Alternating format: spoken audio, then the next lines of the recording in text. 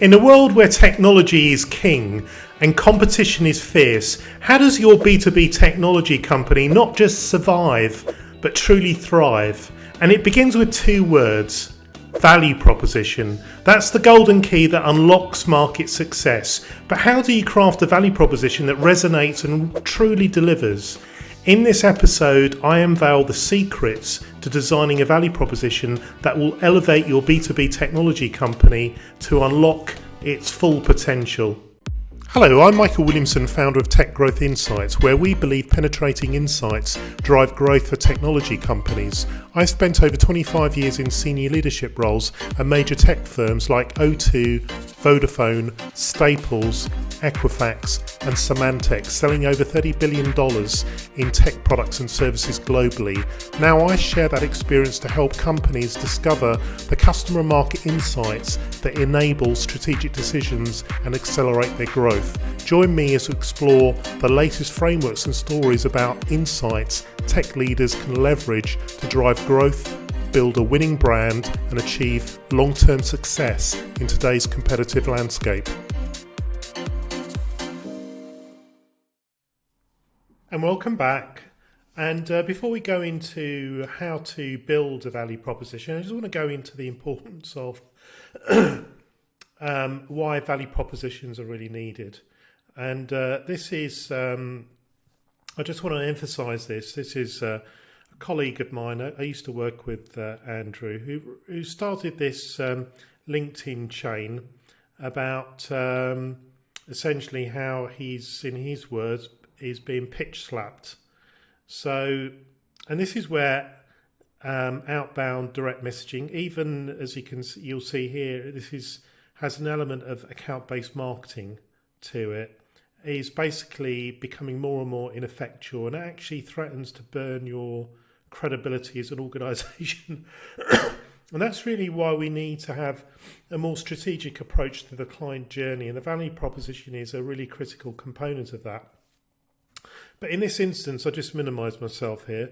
In this instance, what we're basically seeing is Andrew, he's talking about that their business, Social Value Portal, has recently achieved Series B, and then he's getting just a flood of inbound messages coming through, mostly emails. He's getting LinkedIn, the occasional phone call, but he believes that essentially they're not on point. The messages are just basically outbound blasting, even though there's obviously some kind of account-based marketing trigger around their Series B announcement. But what we can see from this is that it actually becomes really interesting, because this thread starts growing and growing and growing, and really emphasizes the issues that are really manifest when we try and contact these without having a really strong value proposition. So Adrian Hipkiss, he's the global MD of another company, Carragon. He responds and basically says, yeah, it's very frustrating getting these kind of messages that these companies are essentially just burning their credibility, burning their trust. Is it just basically outbound mail bots? I guess it's cheaper. And then we then see the messages or responses building, talking about spraying and praying. And then it goes on. And then other people who are getting all of these messages are coming in, talking about, oh, this is awful prospecting. These SDRs are just sending you pitch slaps. Shameless. It's just trigger-based marketing, trigger-based outbound contacts. There must be another way. So this is a real issue. So if you're in a tech company, you're trying to do outreach programs, and you're relying on just outbound communications, email, LinkedIn, even if you feel that companies are in market because they've been triggered some kind of account-based marketing to adopt some of the services that you've got, there's a real problem here, and there's a real problem in terms of making your credibility really suffer. So I think the way I'd like to classify this is that there's two ways to essentially amplify your brand in the market and your outreach programs. One is through false, and basically that's what we've just seen. We've seen a lot of false out there from SDRs, outbound marketing programs, trigger-based campaigns, just reaching out. They're dipping in to see if there's a problem that they can solve. But this is basically where companies start to become a pest, and you're a pest, and the credibility of your organization is reduced, and then you burn whatever equity you might have in the marketplace by engaging in this kind of activity. But there is a better way, and that better way is through having power in your proposition and building a value proposition with power at the heart of it.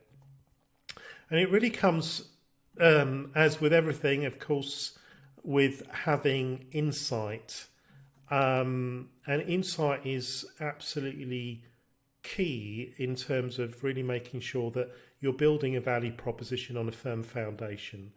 And then it depends who you're going after. You'll have decision makers, you'll have operational leads, but you really want to map out and have a firm understanding of those personas who either sit in their decision makers or their operational leads in the marketplace. And really it's pretty straightforward in terms of what we want to do. We want to first compile or download a list of your current customers and then comb through it to identify the largest deals and the companies that you've sold to that you think have gotten the most out of your solution, service or product. Once you've got that, segment those contacts that you've got from your current customers into either decision makers or operational leads.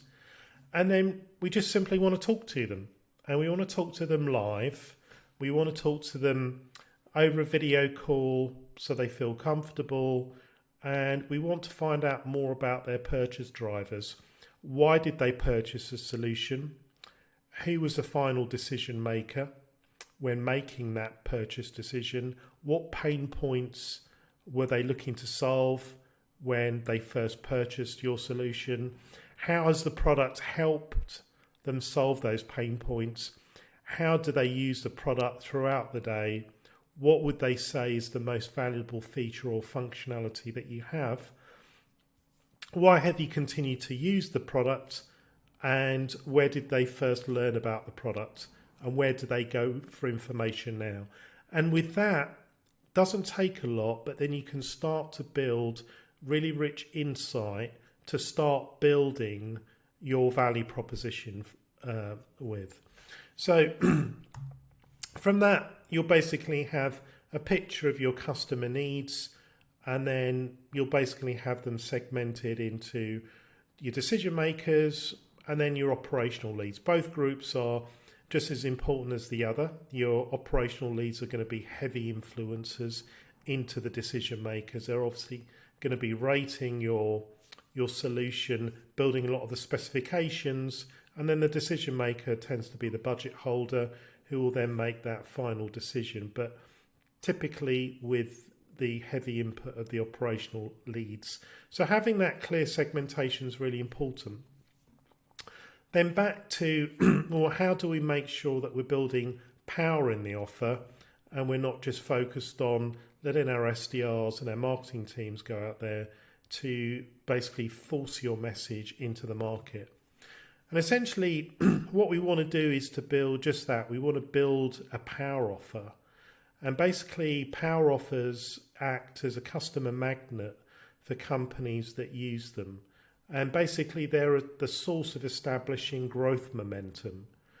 That's one of the things that I learned a lot at my days at O2, Telefonica O2, that we are always bred into us, focus on building the power offer, put power into the offer, because what it's going to do is it just means that your teams, your sales teams, your marketing teams have to row not so hard because you've got so much equity and connection with a customer in the offer from day one. So it's really worthwhile doing this because it becomes an asset of your organization, your power offer. And that value creation starts with customers that spend money to have their needs satisfied, and then power offers maximize the perceived value to the target customers and help you differentiate your offer from all of those different sea of offers from your competitors. So power offers go, in fact, much, much deeper than value propositions because they're able to capture the unique delivery that only your firm can produce. And therefore, power offers stay unique to you. They're actually very, very difficult to replicate because they have your brand, your company, your firms, your service DNA, and it's very difficult to replicate. So let's talk about these and how do you actually build a power offer? Well, there's 5 key things.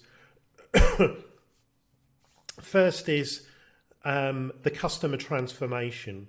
So we get paid in technology and other markets for solving problems with our solutions and transforming the customer state from from bad to good. The second is, and I'm going to go into more of these in detail in a moment. The second is to productize your service. And here what we're trying to do is transform our service-based offering into a structured and standardized package that can be easily understood, priced and delivered to customers. It's got parameters around it. Your service becomes tangible and it's almost something that you take from a service and you productize in a way that it can almost be plucked off a shelf. And we're going to go into that more in a moment. Thirdly, you want to build in a unique delivery mechanism. That's basically a distinctive method or approach through which your product or service is delivered to customers that you can uniquely capture. Fourth, you want to think about a risk reversal. So this is a strategy or approach aimed at reducing or eliminating the perceived risks associated with making a purchase or engaging with a product or service. And this becomes really quite important if you're servicing CTOs, heads of IT infrastructure, because those folks, as well as the finance community, are very risk averse. They're obviously dealing with making large-scale technology investments, and they've seen how technology from vendors goes wrong. So they're incredibly risk averse. So if you're an unknown brand, making sure that you have a risk reversal in your offer is key. And then lastly, endorsements. And the more endorsements you have, the less amount of risk reversal you need to build in. If you've got lots and lots of case studies and references, you can downweight risk reversal. If you haven't got that many endorsements and customer testimonials, then your risk reversal needs to be upweighted to reinforce the value of your solution. So let's get into this. Let's talk about the first pillar here, the customer transformation. So what do we mean by that? Well, your customers, and here it's important to understand your customers' current state. And then you also want to understand their desired state. And the best sales and marketing organizations in the world, whether SAP, Oracle, Salesforce, they really understand this incredibly well. And what they're trying to do is to really agitate the customer's current state and then basically just scratch at it, just to make it feel worse. And they ask those penetrating questions. Is your world like this? Is your world operating like this? And that's because customers, when you approach them, you want to understand what is their pain point before you're even reaching out. You want to have had that understanding through your customer insight, what the needs are, what the pain points is that you're servicing. So when you're doing your reach out, you're already reaching out with those hooks in there. And then when people are reading those messages, they feel, oh, just like that person knows exactly who I am. That person just knows exactly the pain I'm going through. And then what that communication does ever so well is to then build the desired state. What if your world looked like this? Currently, your world looks like this. You're going through this pain as a CIO, CTO. You're getting blamed by the rest of the organization that you're not moving fast enough, that you're holding the rest of the business up, that our competition is moving a lot quicker than we are because we're stuck on the legacy IT infrastructure. But your desired state is that you have an agile infrastructure that can basically support business growth, support business objectives. So that level of really understanding what the customer's current state is and where do they want to get to build that into the proposition and your playbook from day one. And then in terms of summarizing that, you might want to summarize that in a quantifiable end result. So what does it actually mean when the customer reaches that desired state? What does that mean in terms of the number of tickets that are coming through? Is that an 80% reduction in tickets? Is that they've their uptime is much higher than before? What does that actually look like in terms of quantifying that and actually putting some percentages on that? You'll find this communication out there from these great tech companies have really got this dialed in. They know precisely the pain points. They know precisely those desired outcomes, and they're able to express those in quantifiable end results that the customer will really be pulled into. So this would be the first step. The second step is to productize your service. I just want to explain this a little bit. So this is the process of transforming a service-based offering into a structured and standardized package that can be easily understood, priced and delivered to customers. And that involves creating a tangible and defined product-like experience around a service, often with a set of features, benefits and pricing. We're trying to make this as tangible as possible because selling services, whether you're in software or you're in communications or you're within cybersecurity or you're within any of those kind of service categories, it can feel very different. What am I actually buying? What are the parameters of that? And then by productizing a service, businesses aim to provide clarity to customers about what they will receive, simplifying the buying process and establishing a clear value proposition. It allows customers to see the service as a distinct and measurable offering with specific deliverables, making it easier to understand and evaluate. So you can see how it's packaged and how it will essentially help within that client transformation. And the benefits of productizing a service include increased perceived value, improved scalability, simplified marketing and sales processes. Everybody understands what they're trying to do. Sales and marketing are working together to enhance the customer experience. And then it enables businesses to differentiate themselves in the market, create pricing models, and effectively communicate the value of their services to customers. And the way we're going to do that is to think about this, what I would call a product ladder.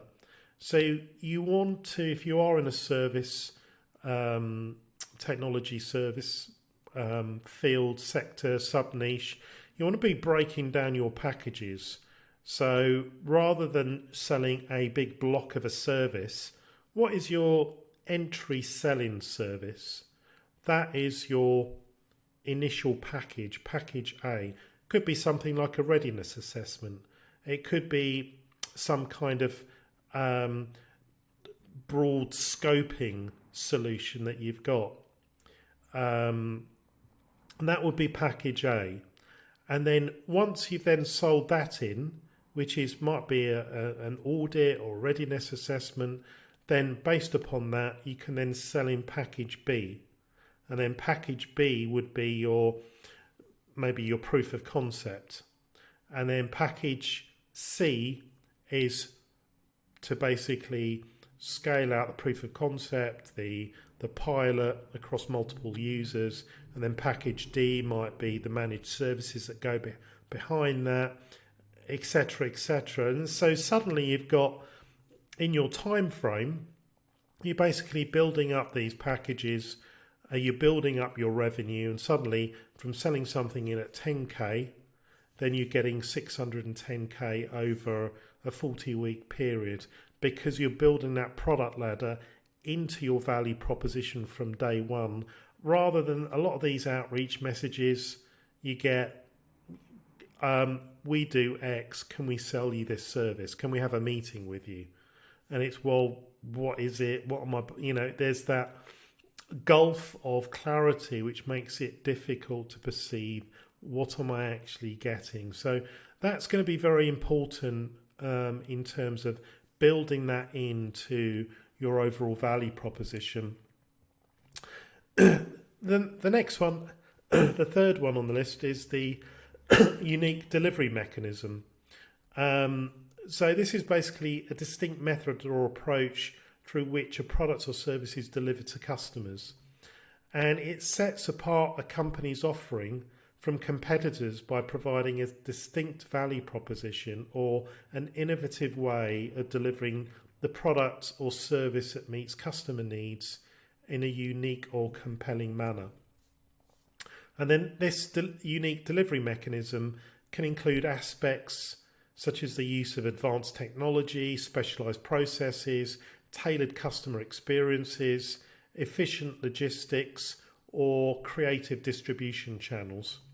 And then essentially what we're doing here is to enhance the overall customer experience, help differentiate the company in the market, what's different, what's unique, and then attracting customers by aligning that unique delivery mechanism to exactly what the desired state is, and then creating a competitive advantage.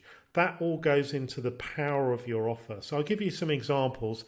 We'll look at some other categories first, and we'll bring it back to technology.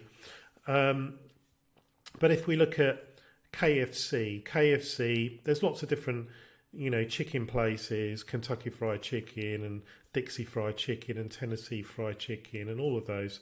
But only KFC has a secret recipe developed by Colonel Harlan Sanders. So that secret recipe is what sets KFC apart from all of the other chicken places. Now, how secret that is, who knows? But that is their unique delivery mechanism. Coca-Cola, they brand this as the world's most tightly guarded trade secret, which is their secret recipe that goes into their cola. So there's lots of other colas out there, but only Coca-Cola have this special guarded trade secret. So they amplify that to basically capture the value out of it, to make it unique in terms of the taste experience that you're going to get. If we bring this closer to technology services, which are some of the most intangible things to sell, if we look at some of the leading players who are doing really well on this, they've really understood how to build unique delivery mechanisms. So you've got Deloitte, Accenture, McKinsey, PwC, EY, KPMG.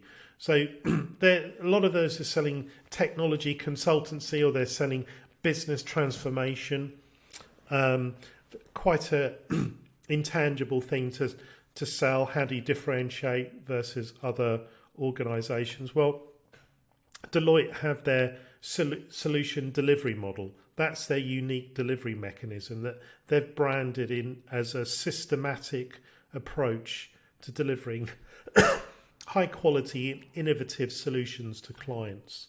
Accenture, well, they talk about their high performance business model, which is a collaborative approach to solving complex business problems and delivering value to clients. McKinsey, they talk about their problem-solving approach, which is a data-driven structured methodology for solving complex business challenges, which is different. They're talking about data, structured methodology, Accenture are talking about collaboration as their way of solving it, and Deloitte are then talking about a systematic. They're talking about delivering innovation, which is different to the other two. And then PwC talk about their experience-led transformation, which is customer-centric approach to transforming businesses. So they bring in transformation into that through the use of technology and data analytics. EY talk about building a better world, a comprehensive approach to solving business challenges and improving organisational performance. And then KPMG have their advisory-led approach, which is a holistic approach to solving business problems by combining technical expertise and business acumen. All quite different, but this is not just marketing fluff. They've actually, if we break down McKinsey's approach, which is their problem-solving approach, they've got a very structured way of dealing with that problem-solving process, and then how they showcase that to prospective clients, why they're different. And then beyond that, they've detailed their internal processes of how the teams are actually going to work together on each stages of that to bring that value to the client. So it's not just in terms of looking good in front of the client, they're able to deliver off the back of this. So they've actually got set playbooks internally, and they use this as part of their training in terms of how they're actually delivering this service. So this is very important in sectors, markets where you've got risk-averse buyers. So you're dealing with a CEO, a CTO, those kinds of decision makers. You're dealing with much high, big ticket items, 6-figure, 7-figure sales, as McKinsey will be. You need to give that what comes next, what I'm actually buying. So here you're buying identification of the problem, a definition of the problem to be solved, the assessment of its current state route, the design solutions to look at potential solutions, and then testing the solutions to ensure that you're looking at the overall problem and the impact of those solutions. And then finally, you're looking at how to sustainably share and continuously improve. So you're not just buying a bit of consulting, you're buying all of that value packaged up in a very unique way. And that's what these organisations do incredibly well. And that's one of the beating heart. How do you differentiate a service-based business? This is a key mechanism to that. The next one is the fourth one is the risk reversal. So here, risk reversal is aimed at reducing or eliminating the perceived risks associated with making a purchase or engaging with a product or service. It involves guarantees, warranties, trial periods, or other assurances that give customers confidence and peace of mind when making a buying decision. And the goal here is to shift the risk from the customer to the business, thereby increasing the customer's willingness to take action and make a purchase. And by implementing risk reversal strategies, businesses aim to address common concerns or objections that customers may have, such as the fear of making a wrong decision, the worry of wasting money, or the uncertainty of the product or service living up to expectations. So the guarantee is more than a promise to return the prospect's money or to provide the service free for a limited time. The right guarantee should build a relationship with your customers and inspire trust. It's much more than just a returns policy with some strings attached. And the guarantee is possibly the strongest sales tool that a company can leverage. It tells a prospect that you stand behind and you believe in your solution or service so much that you're willing to back it by giving them their money back. And to risk-averse buyers like we find in IT, a solid hassle-free guarantee is a significant benefit. And there are three basic things that you can guarantee. You can either guarantee your product, you can guarantee your service, or you can guarantee the results that you deliver. So we'll take a look at some examples. Here is probably one of the most well-known. It's from obviously a different category, but one of the most well-known risk reversals, which really blew up Domino's Pizza. And Domino's Pizza, they were coming into a crowded market. They didn't want to deliver the best pizza, the better tasting pizza. They had others like Papa John's who were talking about, the rich aroma and the high quality ingredients. No, Domino's just said fresh hot pizza delivered in 30 minutes or it's free. And that was their delivery guarantee. That's the risk reversal. We're going to deliver it in 30 minutes or it's free. And if you think about it, if you're a family and you've taken your kids out to soccer practice or swimming or whatever, and you've got some hungry kids, what do you want to do? Do you want the best tasting pizza from that's had all this different flavors, or do you just want it fresh hot pizza delivered in 30 minutes or it's free? You're going to go for that. And so Domino's really understood this is not just about having a risk reversal. They understood who their customer was, which was basically mum and dad, who had a big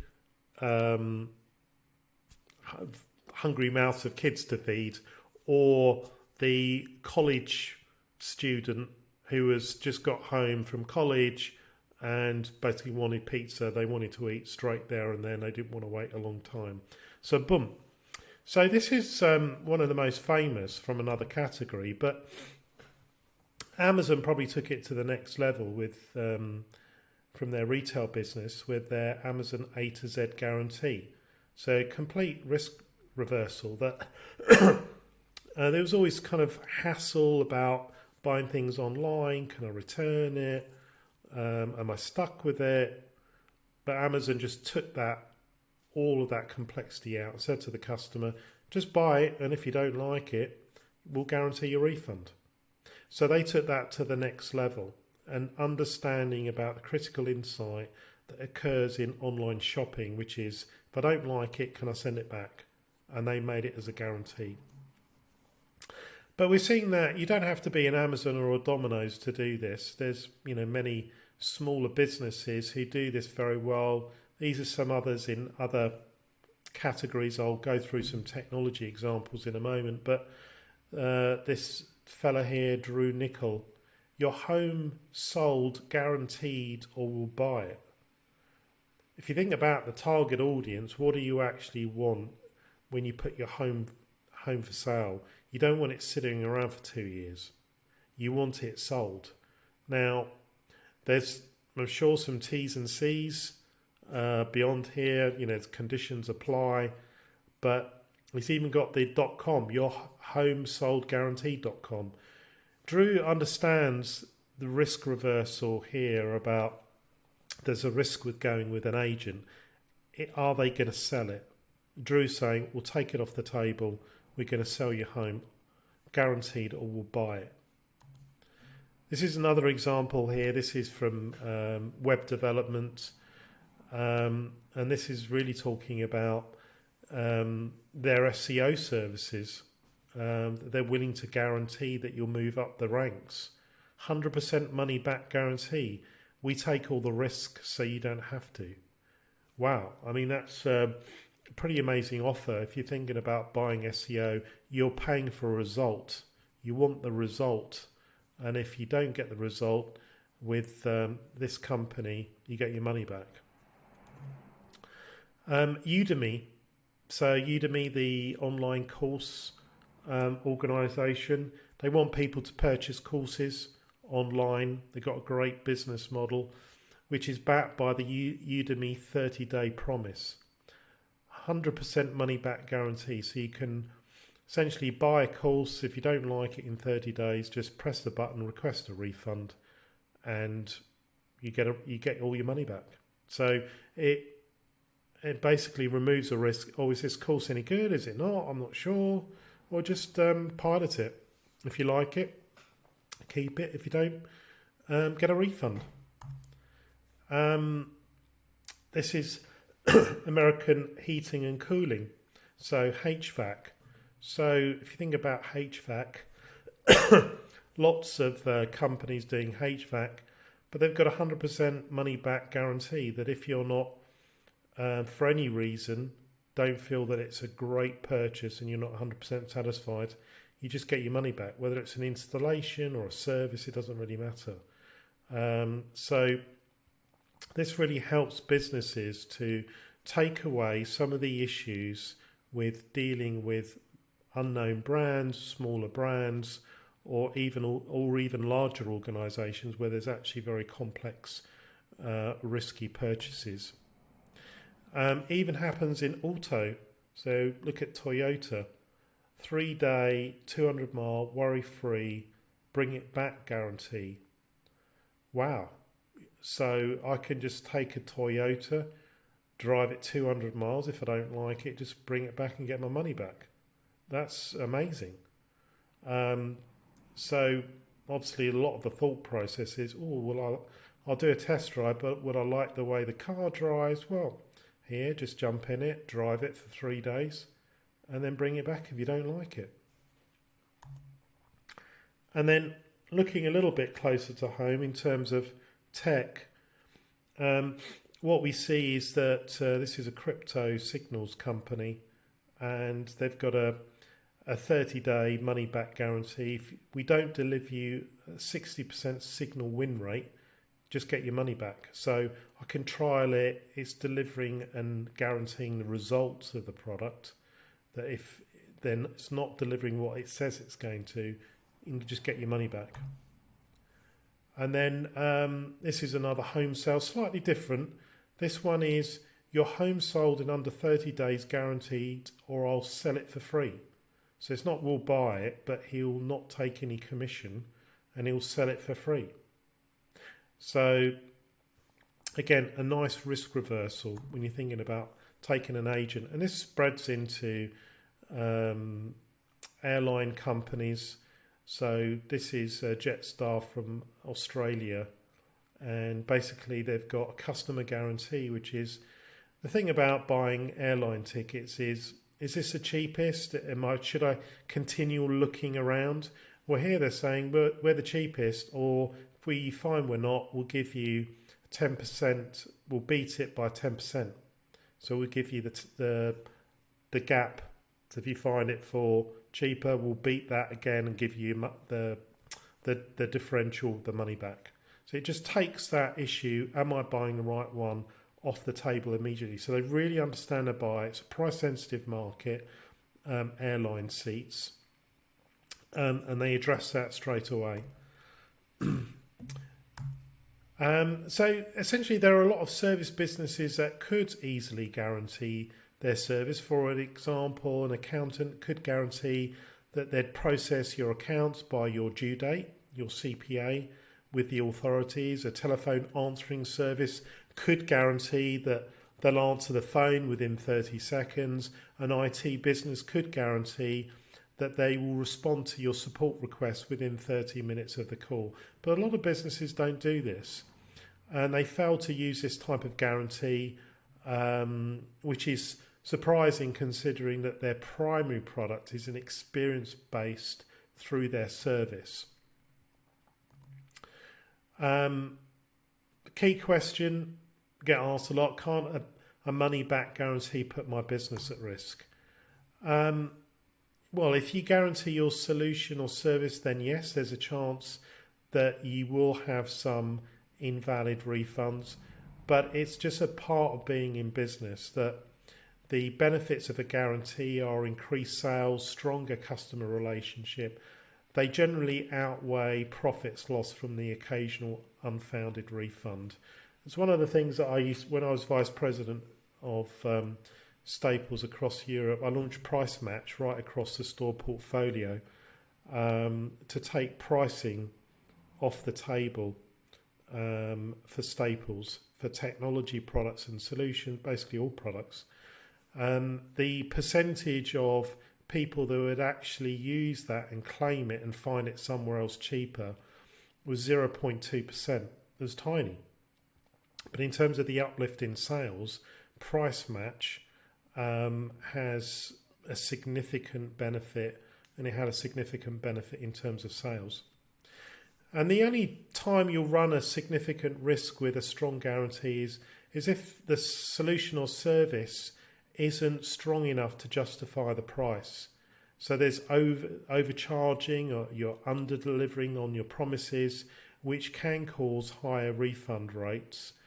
If your customers take advantage of the guarantee, you might want to then consider the promises and possibly the quality of the solution or service itself. Here's some examples closer to home. So Shopify start free trial. And you can see it's bold. It's the thing that stands out the most on the page. Start free trial to get you up and running straight away. And even the announcement bar, start a free trial and enjoy 3 months of Shopify for £1 per month on selected plans. Sign up now.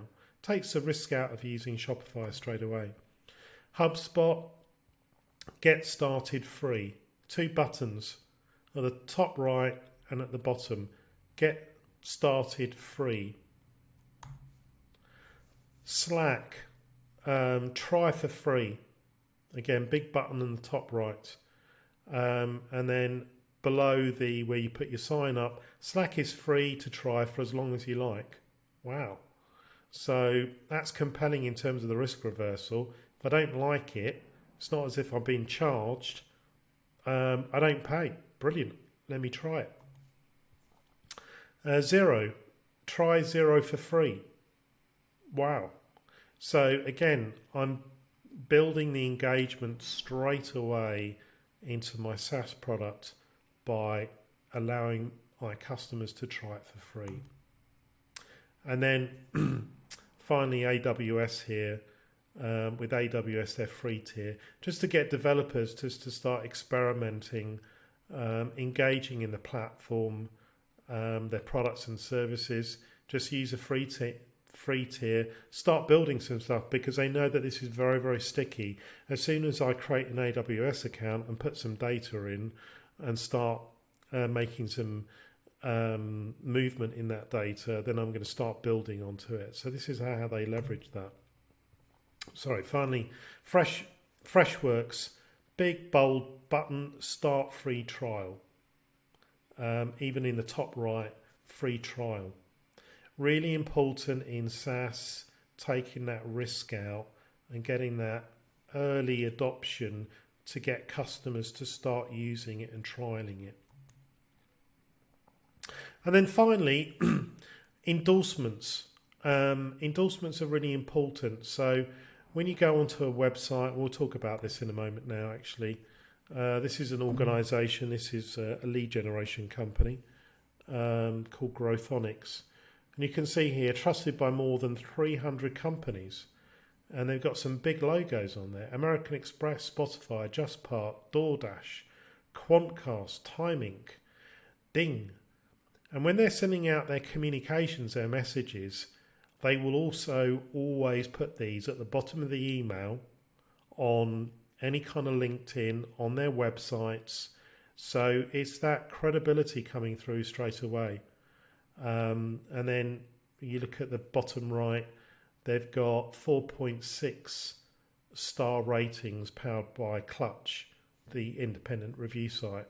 So what this basically does, it cuts through. So if you're receiving a piece of communication from Growthonics, you're looking at, wow, these other organizations are trusting them. Therefore, it must be relevant. They must be a good company. So you're breaking through that straight away by building that into your power offer. I often get the question, well, how many of these endorsements should you get? How many case studies? How many references?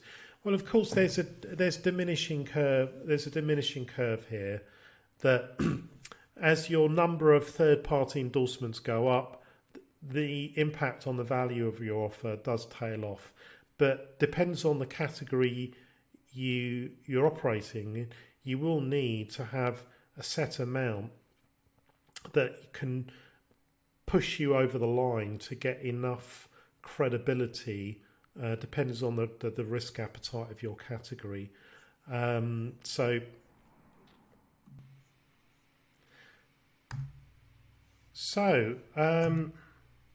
there you have it.